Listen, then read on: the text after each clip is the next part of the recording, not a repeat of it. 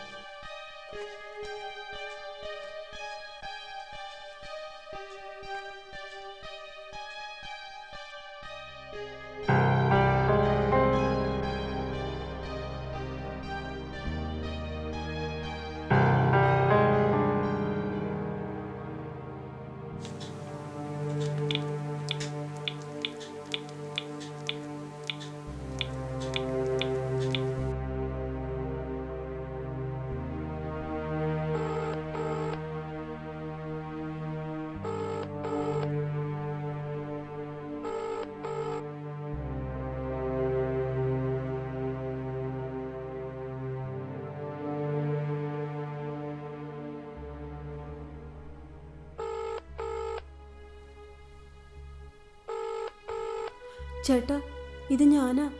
നമ്മുടെ മോൾക്കൊന്ന് ഫോൺ കൊടുക്കോ?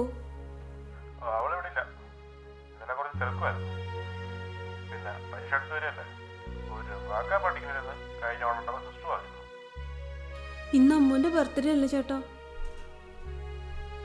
ഞാൻ അവളെ സ്വപ്നം കണ്ടു.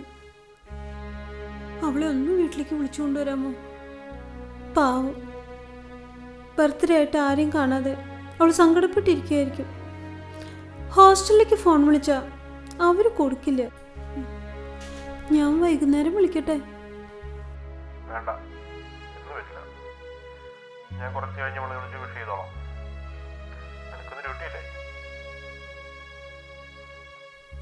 ഉണ്ട്.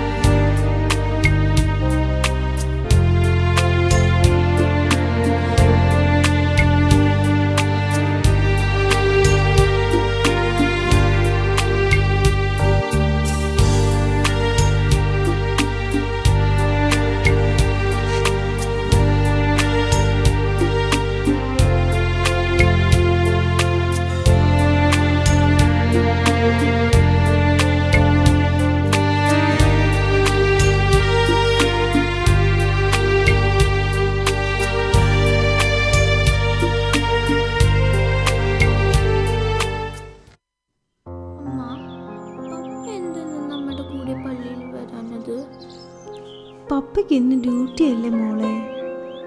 പപ്പയ്ക്ക് ഇന്ന് ഡ്യൂട്ടി, അമ്മയ്ക്ക് 4 ഡ്യൂട്ടി. എന്നെ നമ്മളെല്ലാവരും കൂടി ഒന്ന് പുറത്തേക്ക് പോണത്. എമിലിയും മമ്മിയും പപ്പിയും ലാസ്റ്റ് വീക്കെൻഡിൽ ആലീസ് ഇൻ വണ്ടർലാൻഡിൽ പോയ വിശേഷം കേൾക്കണം.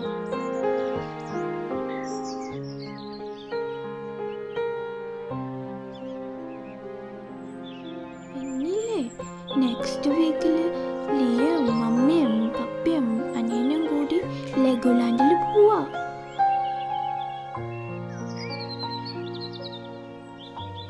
നമ്മള് മാത്രം എവിടെയും പോണില്ല. അതൊക്കെ പോട്ടെ. നമുക്ക് വീട്ടിൽ ചെന്നിട്ട് അമ്മുക്കുട്ടൻ്റെ ബർത്ത്ഡേ പ്രസന്റ് തുറക്കണ്ടേ? പോകുന്ന വഴിക്ക് നമുക്ക് കിളികൾക്ക് തീറ്റ കൊടുത്തിട്ട് പോവാം. എന്താ അമ്മു? അമ്മു അമ്മു എന്തു പറ്റി? എന്തേ? ഒന്നുമില്ല, ഞാൻ പിണക്കോ. എന്തു പറ്റി? എന്തേ? അമ്മ എന്നെ സ്കൂളിൽ വരാഞ്ഞത്. അമ്മയ്ക്ക് ഡ്യൂട്ടി ആയിരുന്നില്ല മോനെ. പപ്പയ്ക്കോ? പപ്പ ബിസിയല്ലേ, നിനക്കറിഞ്ഞൂടെ? അമ്മയ്ക്കറിയോ, ഡാൻസിന് ഫസ്റ്റ് പ്രൈസ് കിട്ടി. എനിക്ക് ആരുമില്ല. പോട്ടെ മോനെ, പോട്ടെ. അമ്മ നെക്സ്റ്റ് ടൈം എന്തായാലും വരാം. എൻ്റെ എല്ലാ ഫ്രണ്ട്സിൻ്റെയും പപ്പയും മമ്മിയും വന്നു. പോട്ടെടാ, പോട്ടെ.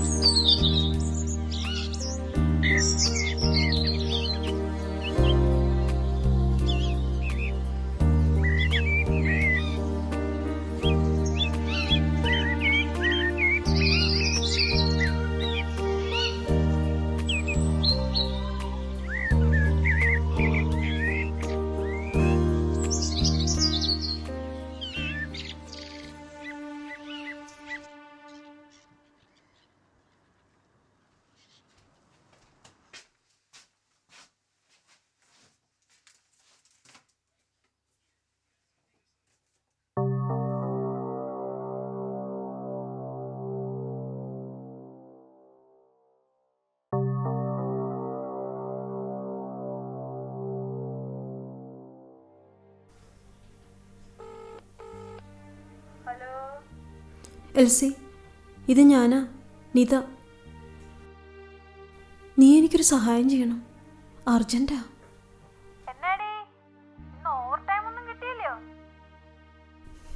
കാലത്ത് പോകാൻ പറ്റിയില്ല, പറ്റിയ നൈറ്റിന് പോണം. എനിക്ക് അത്യാവശ്യമായി കുറച്ച് പണം വേണം. ചേട്ടന് ബിസിനസ് ആവശ്യത്തിനായിട്ട് കുറച്ചധികം പണം നാട്ടിലേക്ക് വിട്ടേ ഉള്ളൂ. ഇന്ന് പള്ളി കഴിഞ്ഞ് വന്നപ്പോൾ 2-3 ബില്ല് വന്ന് കിടപ്പുണ്ട്. ഫൈനൽ ബില്ലാ.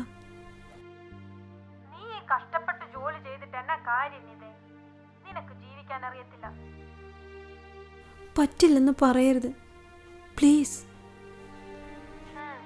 ഞാൻ ചാനോടൊന്ന് ചോദിച്ചു നോക്കട്ടെ. എന്നാ ശരി, വെക്കട്ടെ. ബൈ.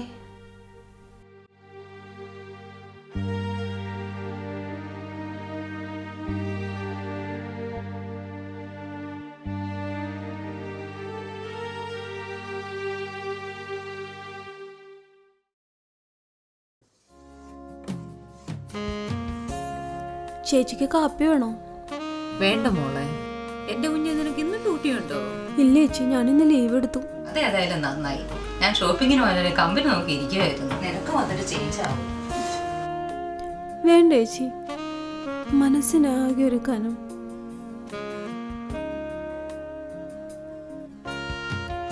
ഇന്നലെ അമ്മൂൻ്റെ ബർത്ത്ഡേ ആയിരുന്നു.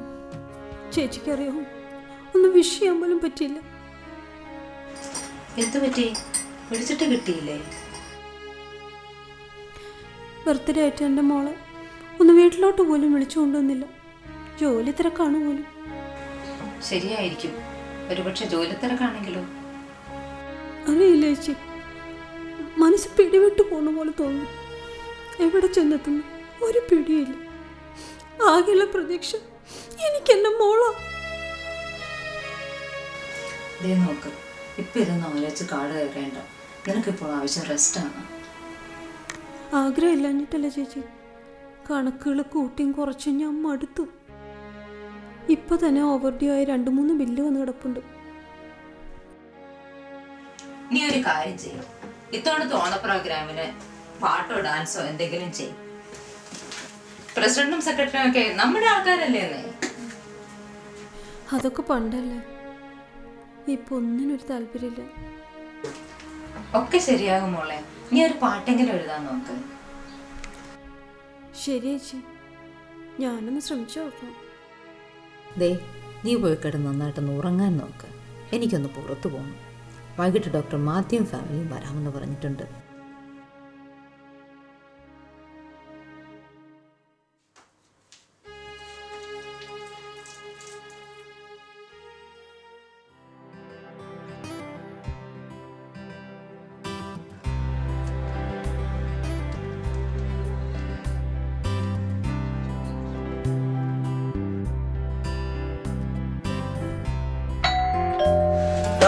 ആരാ ബെല്ലടിച്ചെന്ന് നോക്കിയേ.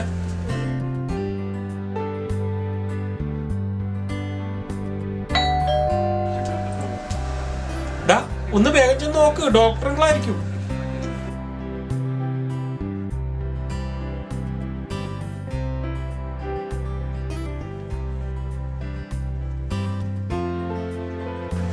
Good evening Joy. Good evening. ഞാൻ ഡോക്ടറെ പ്രതീക്ഷിച്ചിരിക്കുകയായിരുന്നു. ബൈ. ആഹാ, ഡോക്ടറിനെ കണ്ട് കുറെ നാളായല്ലോ. ജെസിയെയും കാണാറില്ല. എന്ത് പറയാനാണ്, 1 മാസമായി സർജറിയിൽ ആളില്ലെന്നേ. ഒരു ശ്രീലങ്കൻ ഡോക്ടർ ഉണ്ടായിരുന്നല്ലോ, ഡോക്ടർ ജയദേവ. അങ്ങേര് ലണ്ടനിലേക്ക് ട്രാൻസ്ഫർ ആയതിനു ശേഷം പകരം ആള് വന്നില്ലെന്നേ. ഡോക്ടർ കുടിക്കാൻ ചായയോ അതോ കാപ്പിയോ? ഈ നേരത്തെ ആരെങ്കിലും ചായയും കാപ്പിയൊക്കെ എടുക്കുക? നീ പോയി 2 ഗ്ലാസ് എടുത്തോണ്ട് വന്നേ. ഡോക്ടറെ, ഈ അസോസിയേഷൻ കാര്യങ്ങളൊക്കെ സംസാരിക്കുന്നത് 2 അടിച്ചോണ്ടിരിക്കും. ശരിയാ? പിന്നല്ലാണ്ട് ഒരു ചെറുതൊക്കെ പിടിപ്പിച്ചിട്ട് ചർച്ചിക്കുന്നത് അതിന്റെ ഒരു സുഖം. എല്ലാ ദിവസം എന്തെങ്കിലും കാരണം ഉണ്ടല്ലോ.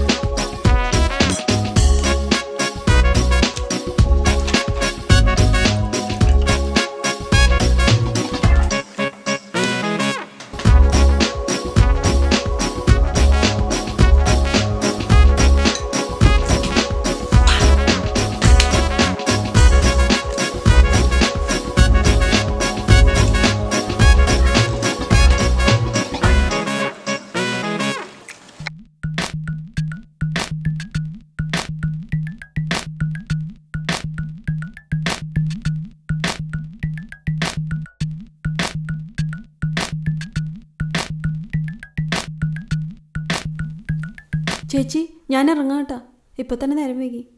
Hello doctor. നിനക്ക് നോക്കണമെന്നാണ് ഞാൻ കരുതിയത്. അന്നിത, ശരിക്കും റെസ്റ്റ് വേണം, മറക്കട്ട.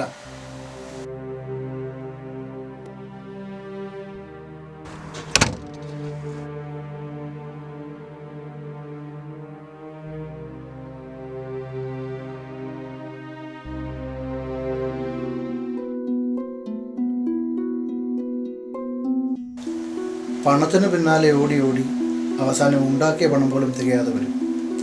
എല്ലാ മനുഷ്യരുടെയും ഗതി ഇതൊക്കെ തന്നെ. അതെന്താ ഡോക്ടർ അങ്ങനെ പറഞ്ഞത്? ഡോക്ടർക്ക് എങ്ങനെ നിതയെ അറിയാം? കഴിഞ്ഞ ആഴ്ച ഇവളിന്ന് സർജറിയിൽ കാണാൻ വന്നത്. പലപ്പോഴും ബ്ലാക്ക് ഔട്ട് ആകുന്നു, ചിലപ്പോഴൊക്കെ ജോലിക്കിടെ തല കറങ്ങുന്നു എന്നൊക്കെ പറഞ്ഞു. ഇതൊരു തരം സൈക്കോസൊമാറ്റിക് സിൻഡ്രോമാണ്. മനസ്സിലായില്ലല്ലോ ഡോക്ടർ. ജോയിൽ, ശരിയായ റെസ്റ്റ് ഇല്ലാതെ ജോലി ചെയ്യുന്ന പലരും കാണുന്ന ഒരു അവസ്ഥയാണ്. തുടക്കത്തിലെ ശ്രദ്ധിച്ചില്ലെങ്കിൽ വളരെ അപകടകാരിയായ ഒരു അവസ്ഥയാണ്.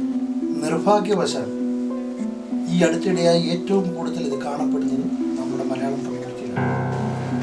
നിതയെപ്പോലുള്ളവർ വിശ്രമമില്ലാതെ നൈറ്റ് ഷിഫ്റ്റും നൈറ്റ് ഷിഫ്റ്റും ഒക്കെ തുടർച്ചയായി ചെയ്യും. ഒരുപക്ഷെ ഇവർ നയിക്കുന്ന ആഡംബര ജീവിതമായിരിക്കാം ഇവരെ ഇതിനൊക്കെ പ്രേരിപ്പിക്കുന്നത്.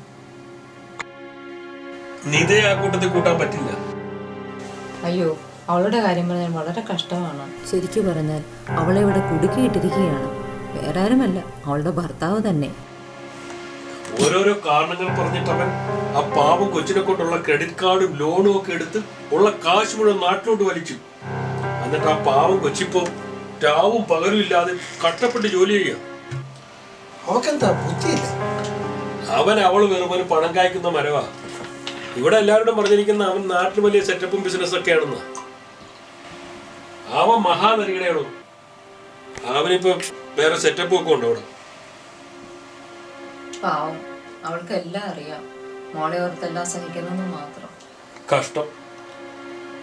അവളെ ഇവിടെ തന്നെ തളച്ചിടേണ്ടത് അവന്റെ ഒരു ആവശ്യമാണ്. ആകെ ഒരു മകളുള്ളതാ, അതിനെ പിടിച്ച് ഹോസ്റ്റലിൽ എങ്ങോ ആക്കിയിരിക്കുക. നിങ്ങൾ അസോസിയേഷൻ്റെ പ്രസിഡന്റും സെക്രട്ടറിയും ഒക്കെ അല്ലേ? അവൾക്ക് വേണ്ടി എന്തെങ്കിലും ചെയ്യാൻ നിങ്ങൾക്ക് പറ്റില്ലേ? അതൊക്കെ എങ്ങനെയാ? ആർക്കൊക്കെ അവാർഡ് കൊടുക്കാം, ആർക്കൊക്കെ അവാർഡ് വാങ്ങാം, ആരൊക്കെ സ്റ്റേജിലിരിക്കണം, ഇതൊക്കെ തീരുമാനിക്കുന്നല്ലേ നിങ്ങൾ മീറ്റിംഗ് കൂടുന്നത്. ഇത് നമുക്ക് എന്ത് ചെയ്യാൻ പറ്റും? ഇതൊക്കെ അവരുടെ പേഴ്സണൽ കാര്യമല്ലേ. എന്തായാലും ഈ ഓണ പ്രോഗ്രാമിന് അവളുടെ ഒരു പാട്ടോ ഡാൻസോ വയ്ക്കണം. പഠിക്കുന്ന കാലത്തെ അവൾ കോളേജിലെ താരമായിരുന്നു. എന്റെ കവിതകളെന്നോ മറ്റൊരു ബുക്കും അവൾ ഇറക്കിയിട്ടുണ്ട്. അല്ല, മിനിക്ക് ഈ കാര്യങ്ങളൊക്കെ ഇത്ര ഡീറ്റെയിൽ ആയിട്ട് എങ്ങനെ അറിയാം? നിങ്ങളുടെ ബന്ധുവും നാട്ടുകാരിയോ മറ്റോ ആണ്? നിത എൻ്റെ നാട്ടുകാരിയാണ്, പിന്നെ എൻ്റെ അനുജത്തിയുടെ ക്ലാസ്മേറ്റും കൂടിയാണ്. ആ, നീ അവളോട് പറ, ഒരു പാട്ടോ കവിത എന്താണെന്ന് വെച്ചാൽ പ്രിപ്പയർ ചെയ്യാൻ പറ. ഇപ്രാവശ്യം അവളെ കൊണ്ടൊരു പരിപാടി നടത്തിക്കാന്ന്. ഞാൻ പറഞ്ഞിട്ടുണ്ട്. ആ, ഇനി അങ്ങനെ ഒരു മനസ്സും കിട്ടണ്ടേ അല്ലേ ഡോക്ടറെ? പിന്നല്ല. ആ ജോയ്, ഇനി നമുക്ക് നമ്മുടെ കാര്യത്തിലേക്ക് കിടക്കാം. ഇനി ഒരാഴ്ച കൂടിയല്ലേ ഉള്ളൂ. സദ്യ അലത്തച്ഛൻ ഇട്ടിട്ടുണ്ടല്ലോ അല്ലേ? അത് പിന്നെ അന്ന് ഉച്ചക്ക് 12 മണിയാകുമ്പോ പുള്ളിക്കാരൻ സാധനം അവിടെ എത്തിച്ചിരിക്കും. ആ, പിന്നെ പ്രസാദ് നാട്ടിൽ നിന്ന് 15 പൊന്നാട കൊണ്ടുവന്നിട്ടുണ്ട്. പക്ഷേ ആകെ മൊത്തം 17 പേരുണ്ട്. ഇനി 2 പൊന്നാടൊക്കെ എവിടെ പോണോന്ന് എനിക്കറിയാൻ പറ്റും. ആരായി 2 പുതിയ അവതാരങ്ങൾ? എന്റെ ജോയി അവരോട് 2 പേരോട് പറഞ്ഞാൽ മതി. അവരെ ആദരിക്കുന്നതിൽ അസോസിയേഷന് സന്തോഷമേ ഉള്ളൂ. പക്ഷെ ഈ 2 പൊന്നാണ് അവര് തന്നെ കൊണ്ടുവരണമെന്ന്. അങ്ങനെയാണെങ്കിൽ 2 അല്ല, ചിലപ്പോ 5ഓ 10ഓ പൊന്നാട കൊണ്ടുവരാൻ ഇവിടെ ആളുകൾ. അല്ല ജോയി, ഞാൻ ഇറങ്ങട്ടെ. എനിക്ക് പട്ടം കഴിഞ്ഞിട്ട് പോകുന്നേ. ഇപ്പൊ തന്നെ ലേറ്റായി. പുള്ളിക്കാരി അവിടെ നോക്കിയിരിക്കുകയായിരിക്കും. കഷ്ടമാണ് കേട്ടോ ഡോക്ടറെ. കഴിഞ്ഞ പ്രാവശ്യം വന്നിട്ട് ഒന്നും കഴിക്കാതെ പോയി. അതിനെന്താ പിന്നെ, അടുത്ത പ്രാവശ്യം ജസ്രിയുമായിട്ട് തീർച്ചയായിട്ടും വരാം. ഓക്കെ എന്നാ. ഓക്കെ.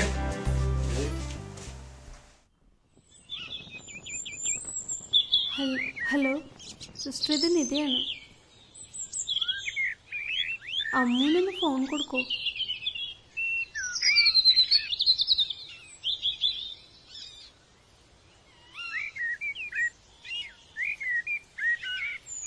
ഹലോ അമ്മു, അമ്മു, ഇത് അമ്മേടാ.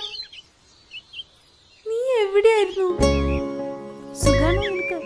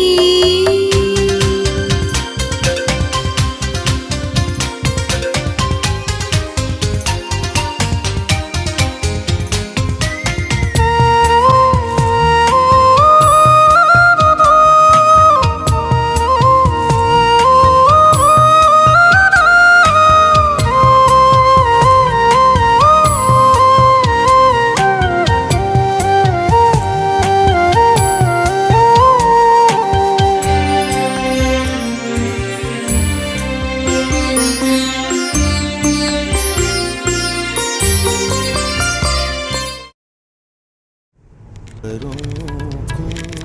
left, then take the next right.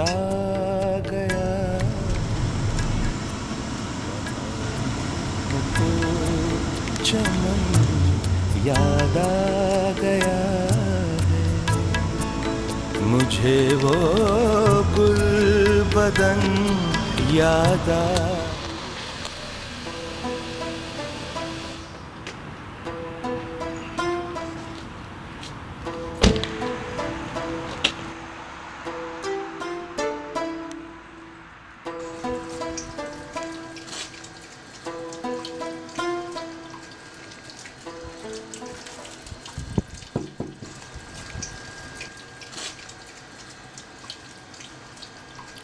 Celine, hi, doctor Mathew അല്ലേ?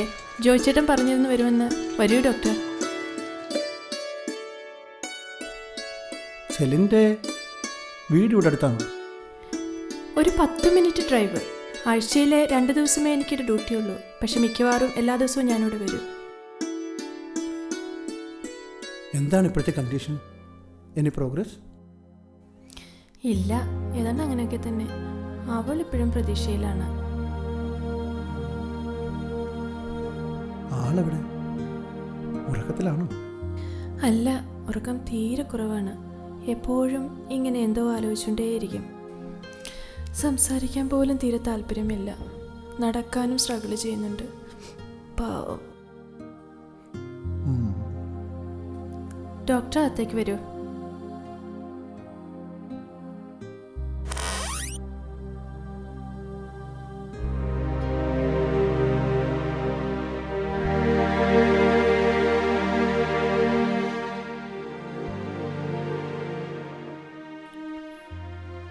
നിത, എന്നെ മനസ്സിലായോ? ഡോക്ടർ മാത്യു, പ്രസ്റ്റൺ സർജറിയിലെ. ഡോക്ടർ ഇരിക്കൂ.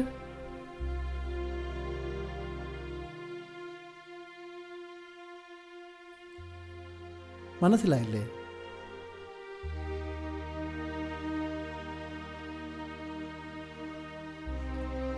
അറിയാം. ഡോക്ടർ ഇരിക്കെ, ഞാൻ കുടിക്കാൻ എന്തെങ്കിലും എടുക്കട്ടെ? കുറച്ച് നാളായി ഞാനിവിടെ ഉണ്ടായിരുന്നില്ല. ഇവിടെ അടുത്തു വരേണ്ട ഒരു കാര്യമുണ്ടെന്ന് പറഞ്ഞപ്പോൾ ജോയിയാ പറഞ്ഞത് നിതയെ വന്നൊന്ന് കാണാൻ. ജോയി ചേട്ടൻ അമ്മുൻ്റെ കാര്യം എന്തെങ്കിലും പറഞ്ഞോ?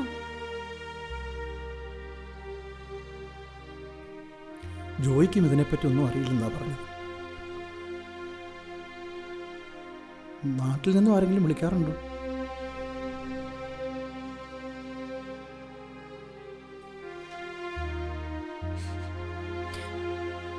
എനിക്ക് എൻ്റെ പൊന്നു മോളെന്ന് കണ്ടാൽ മതി.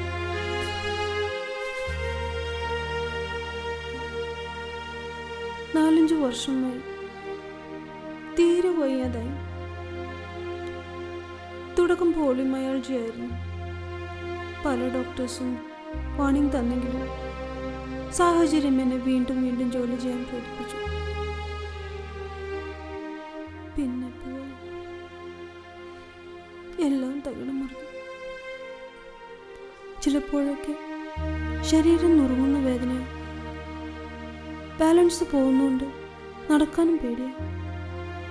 പക്ഷെ അതെല്ലാം ഞാൻ സഹിക്കാം. എനിക്കെൻ്റെ അമ്മൂനെ കണ്ടാൽ മതി. നാട്ടിൽ നിന്നുള്ള ഫോൺ വിളികൾ പതുക്കെ പതുക്കെ ഇല്ലാതായി. ഈ നാട്ടിലായതുകൊണ്ട് ഗവൺമെന്റ് ബെനിഫിറ്റ് കൊണ്ട് ജീവിക്കുന്നു.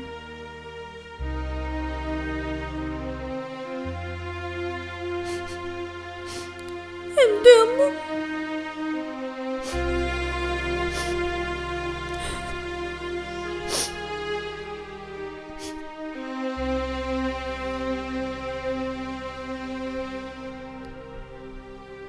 അയാളിപ്പോൾ നാട്ടിലില്ല. വേറെ ഏതോ സ്ത്രീയുടെ കൂടെയാണെന്നറിഞ്ഞു. എനിക്ക് എൻ്റെ മോളെ കാണാൻ പറ്റുമോ doctor? Please please. Please, I beg you, please. Please help me. നോക്ക് നിത, നീ വിഷമിക്കാതിരിക്കുക. അമ്മുവിനെ നമുക്ക് കണ്ടുപിടിക്കാം. I promise. I will try my level best. എൻ്റെ കുഞ്ഞ് അവളിപ്പോ വലിയ കുട്ടിയായി കാണും.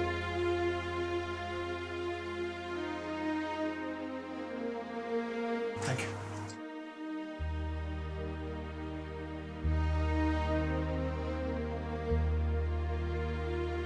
നീ ആ ചായ ചൂടോടൊന്ന് കുടിച്ചേനിട്ടാ.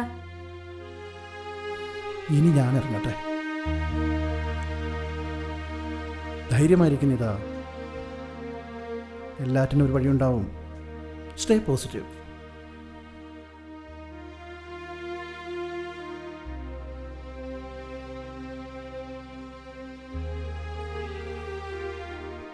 ഓക്കെ സെലിൻ, ഞാൻ കോൺടാക്ട് ചെയ്തോളാം. ശരി, താങ്ക് യു ഡോക്ടർ.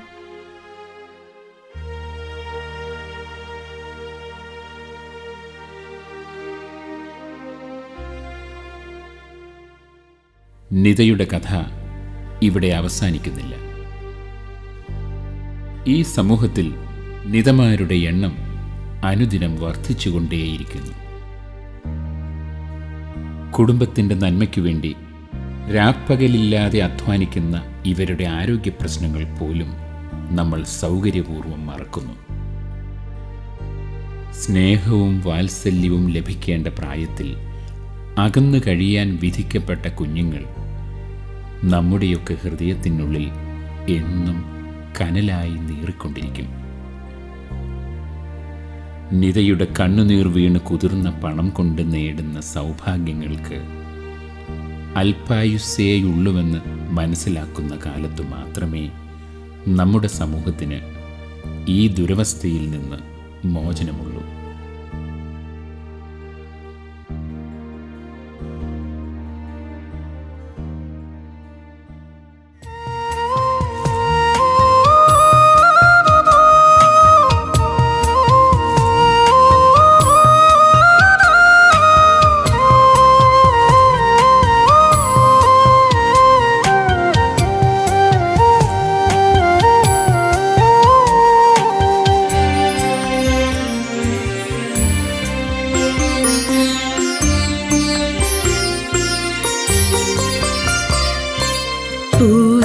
പൂവിളിയുത്രാടം പൊന്നു ഞാനും പൂമുഖമുറ്റത്തെ പൂക്കളവും. പൂവിളിയുത്രാടം പൊന്നു ഞാനും പൂമുഖമുറ്റത്തെ പൂക്കളവും. അത്തച്ചമയം പുലിക്കളിയും ആ നല്ല കാലത്തിൻ ശങ്കുലികൾ. കാലത്തിൻ ശങ്കുലികൾ.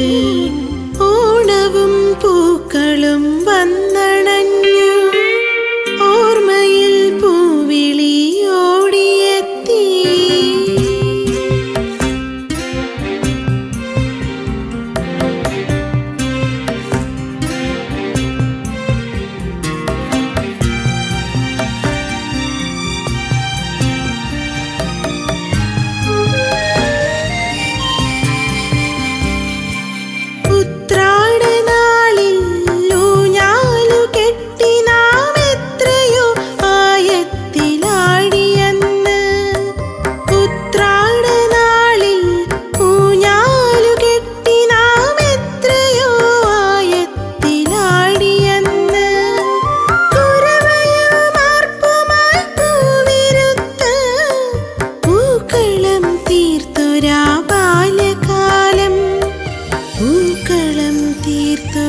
ബാല്യകാലം.